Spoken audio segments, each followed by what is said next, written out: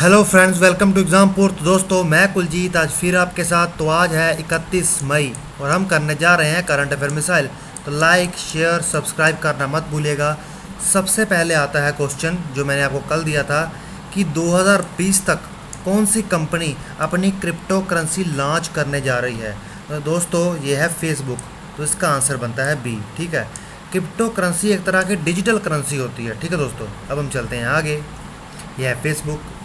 अब पहला क्वेश्चन आपके सामने आता है, वो क्या है कि संयुक्त राज्य अमेरिका ने निम्नलिखित खाड़ी देशों में से किसके साथ एक रक्षा समझौते पर हस्ताक्षर किया है। तो वो है यूएई, संयुक्त अरब अमीरात। तो इसका आंसर बनता है बी।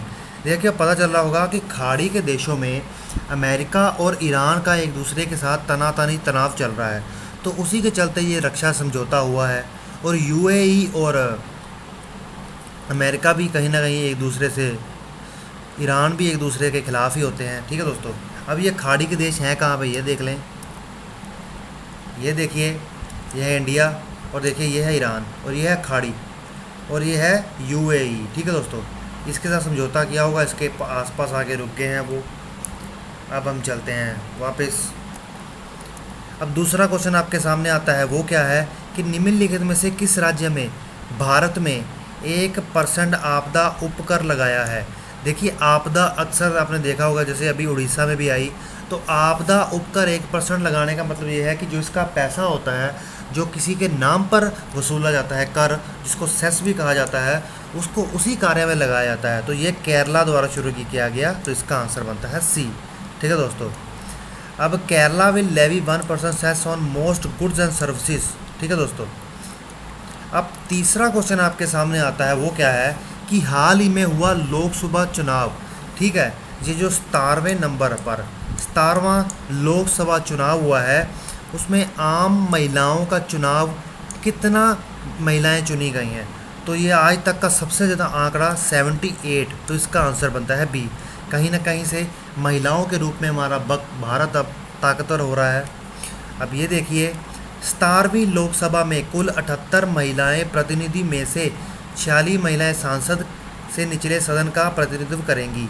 बहुत अच्छी बात है।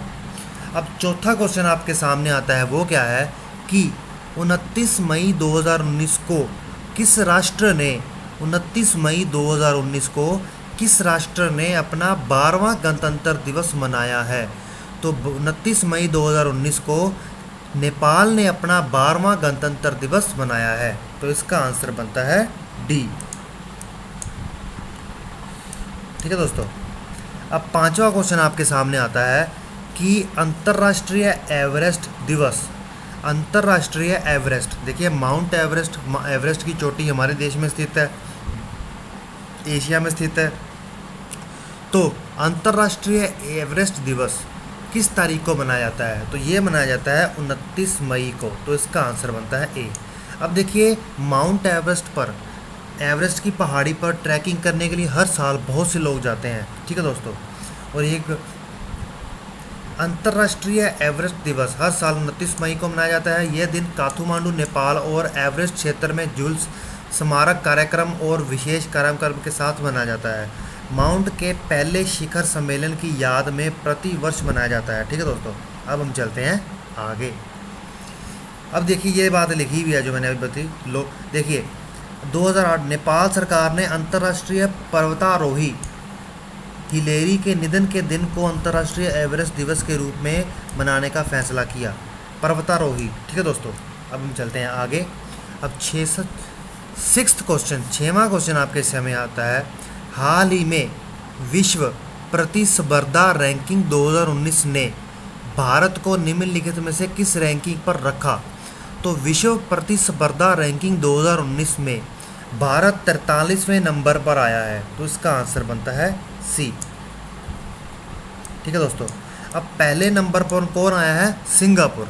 ये देखिए, वैश्विक स्तर पर एक वैश्विक अध्ययन के अनुसार भारत अपने मजबूत आर्थिक पर, एक बड़ी श्रम शक्ति और अपने विशाल बाजार के आकार के दम पर दुनिया में 43वीं सबसे बड़ी प्रतिस्पर्धा अर्थव्यवस्था बनी है।